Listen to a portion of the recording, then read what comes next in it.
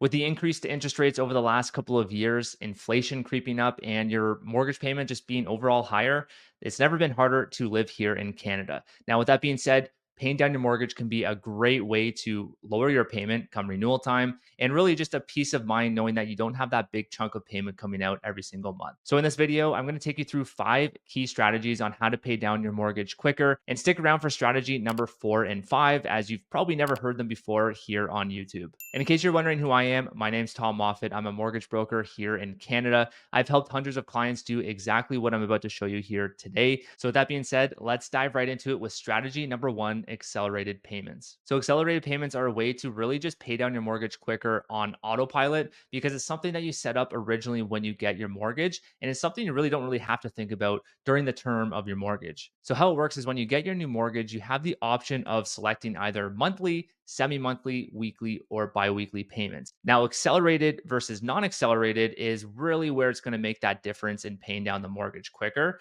A lot of misconception out there is people think that by selecting weekly or bi weekly payments, that's going to pay down the mortgage quicker. When in reality, the only way it does is if you actually select the accelerated payments that accompany that payment. So you can't have accelerated payments for a monthly or semi monthly payment, but with weekly and bi weekly, you can opt into that accelerated payment. So, what I'm going to do is I'm actually going to share my screen and go through an actual example of a 500K mortgage and show you the difference it makes from an accelerated versus non accelerated payment and the effect it has on paying down your mortgage. Okay, so what we're looking at is a table outlining a 500K mortgage throughout a 5-year term. So, on the left hand column, we have bi weekly non accelerated payments. On the right hand column, we have bi weekly accelerated payments. So, you can see the payment difference from the payment amount there. We have 1299 versus 1409. So the way biweekly accelerated payments work, or weekly for that matter, is that when you opt into that payment, you're actually paying more towards the mortgage. Obviously, like that's how you're paying it down quicker. So that payment's actually going to be slightly higher. So the first thing you want to look at is the payment difference and make sure that you can afford the higher payment because it is going to be a higher payment. And of course, the higher mortgage amount you have, the higher that payment's going to be. The next row we have down below is the interest paid. So we have 130,887 on the biweekly non-accelerated column. And with biweekly accelerated payments, we're actually paying less, 128,776. So that's a difference of $2,110, as you can see with the row down below. The really fun part comes with the next 2 rows here. So we have principal paid. On the biweekly non-accelerated, we have $38,078. But with the biweekly accelerated, we're paying 54,491 towards the principal. So that's a pretty big difference there. And the result of that is we're saving 3 years off of your mortgage throughout that 5-year term. So just by opting into something that's on autopilot, you don't have to think about it. Yes, your payment's going to be slightly higher, but make sure you can afford that payment.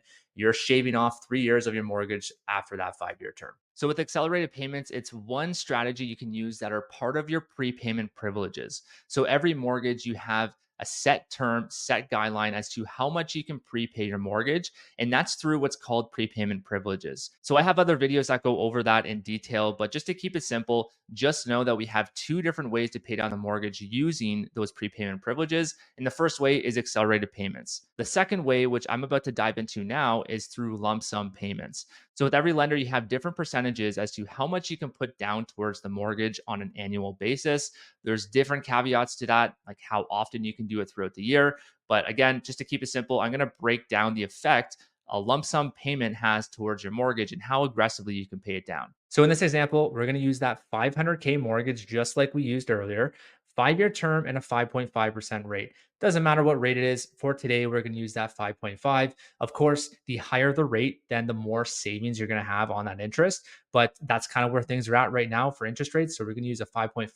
So you'll see the year on the left-hand column. On the right-hand column, we have the payment amount. And I'm going to keep it simple. We're going to do $10,000 every year for that 5-year term. Now, keep in mind, you're not set on just putting $10,000. You can put less, you can put higher.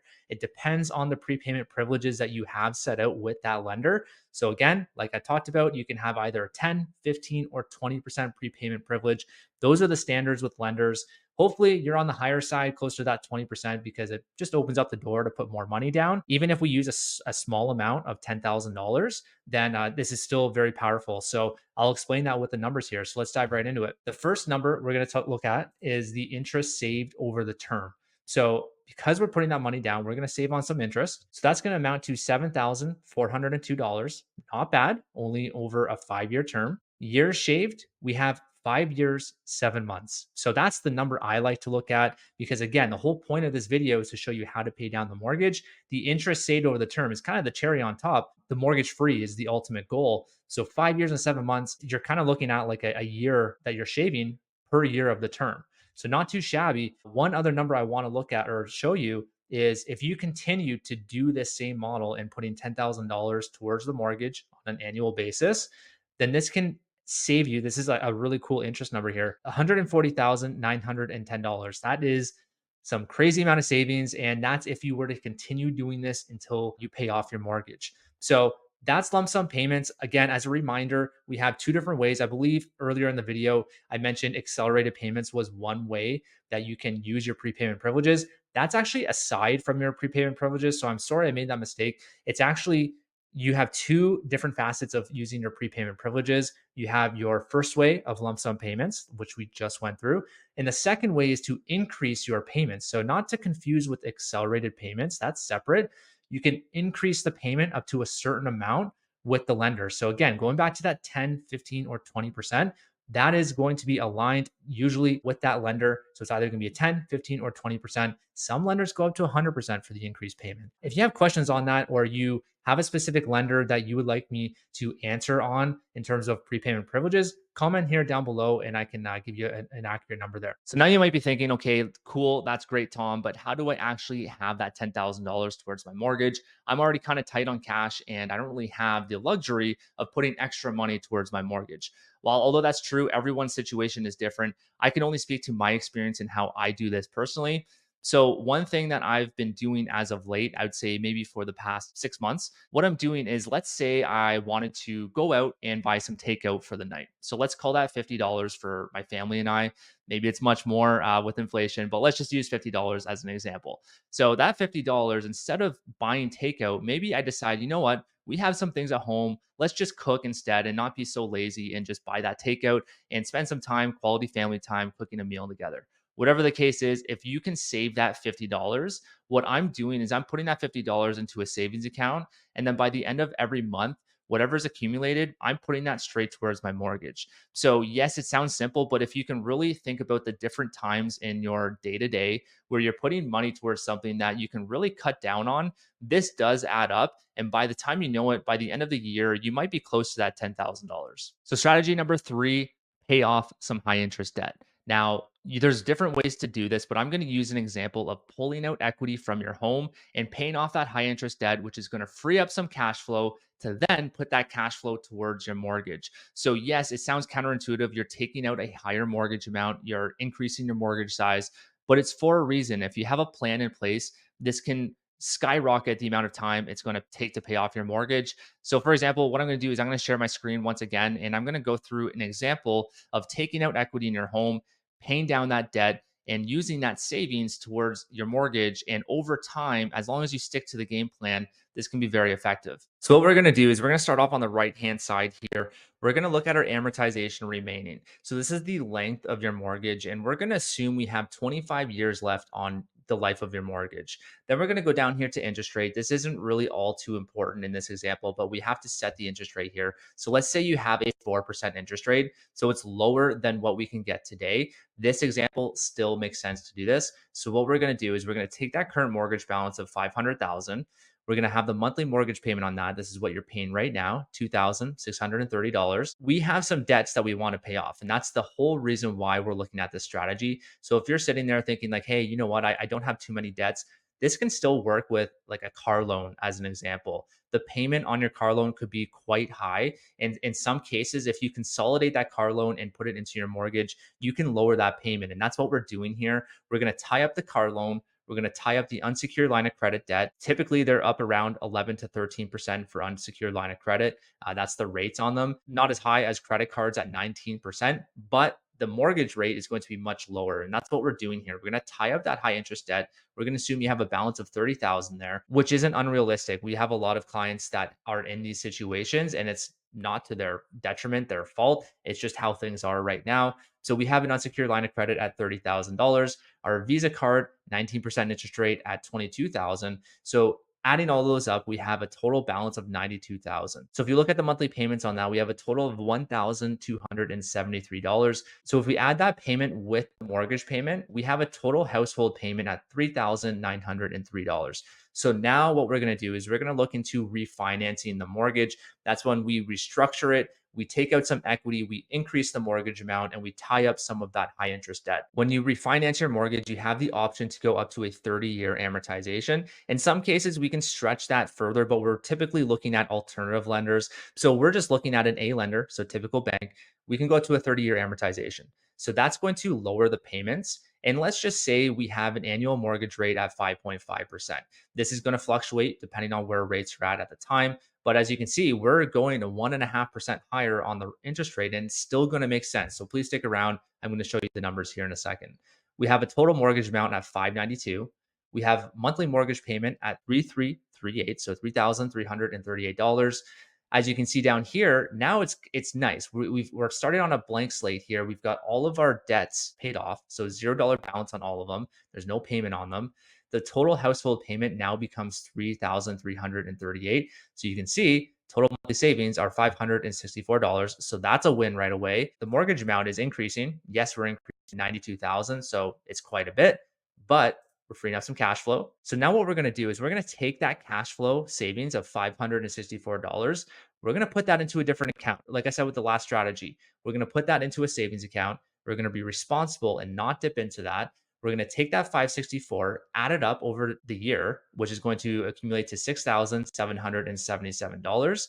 We're going to put that towards the mortgage using our lump sum payments. And here's the result. So we're going to shave off 8 years and 10 months. So pretty significant. And now you're thinking, well, hey, Tom, you added 5 years to the mortgage. Yes, that's true. So let's just take that into account. We're shaving off 8 years, 10 months. We've increased the mortgage by 5 years. So the net year shaved, we're actually at 3 years, 10 months ahead. So we're ahead by that time. So the bonus on this too is we have some interest savings. Like we're saving on interest here from the 11 and 19% versus the 5.5 here. So there's a win in both sides of the column.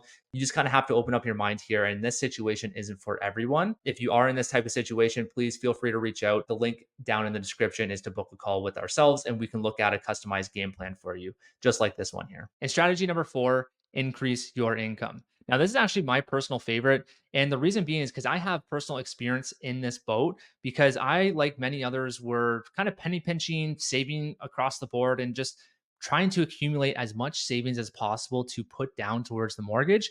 But then I think it was a couple YouTube videos, ironically, that I started watching, and I realized maybe there's other opportunities to open up my mind and increase my revenue sources. So, in my opinion, you really have two different options on how to increase your income. So, the first way is just by doing it through your job. So, whether you get a job raise or you move up to a new position within the company, that's a way you can increase your income. And the second way is by exploring side hustles. So, that's actually how I got into the mortgage business. Was I started it as a side hustle thinking that it would be a great way part-time to do this and make some good money, but mistakenly it's a full-time job. You cannot do this part-time, in my opinion. There's some other mortgage brokers out there who are doing it part-time, but I don't think it's going to be right for the consumer, because you have to be fully devoted to it in order to put the time it takes to build customized strategies for clients, answer them on time, communicate properly. So I quickly realized that when I started this as a side gig, and before I got into mortgage space,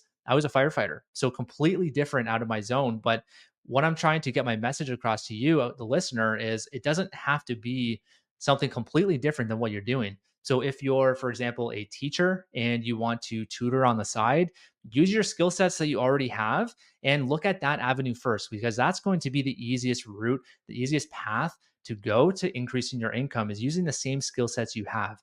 In my example, it was completely different, firefighting versus mortgage brokering, two different careers in and of itself. Luckily, it worked out for me. I actually excelled at being a business owner and helping clients with their mortgage and financing. And it just so happens I really enjoy doing it. So here I am today, and my income has increased quite significantly. And that's not to brag, it's just to show you that it really does pay, no pun intended, to expand outside of your comfort zone, look at different directions.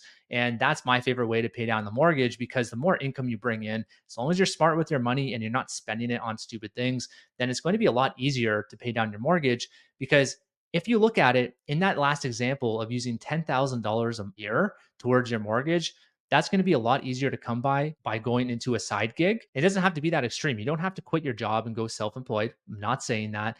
Maybe it's you go and you be an Uber driver and start making $500 to $1,000 a month. That'll pay for your $10,000 a year if you do that. So, yes, that's not a strategy that you are probably expecting in this video, but I'm quite passionate about it. And I like to think outside the box and not just talk about the mortgage details, because, yes, that's important, but let's think bigger picture here. Consider taking a variable rate mortgage. So, variable rate mortgages have had quite a bad rap over the last 2 to 3 years, and it's due to the increase to interest rates and a lot of people suffering from that increased payment. A lot of these people that took variable rate mortgages back in the COVID days were right around 2%, if not some of them were sub 2%. So the increase to their rate has increased their payment quite significantly. But with that being said, what I'm about to talk about here right now is a different way to look at it. And that's because we're in an environment where we know interest rates are going to decrease within the next year or so, if not sooner. We just don't know when or by how much, but we know they're not going to be on the rise. So, one strategy you can use is a static variable rate mortgage. So, there's two different types of variables. You have your static and you have your adjustable rate mortgage. The main difference is with the static variable rate, you have a static payment, as the name implies. Your payment is not going to fluctuate as the prime rate set by the Bank of Canada. If they fluctuate or decrease, that payment's not going to change. The net rate on the back end is going to change. So the benefit to this is your payment stays the same, your rate goes down. That means your payment is going to be higher than what your actual rate reflects. So that payment is going directly towards principal, towards your mortgage. So it's going to pay down your mortgage on autopilot. So much like strategy number one, accelerated payments, you are accelerating your payment in that regard, only it's not going to be using your prepayment privileges that we talked about here. So you're going to have the benefit of paying down the mortgage on autopilot pretty significantly, because we are going to see, say, 1 to 2% decreases in the near future. Then that's going to have a pretty big impact on how fast you pay off your mortgage. If you want more information on how the static variable rate mortgage works compared to the adjustable rate mortgage, check out this video right here.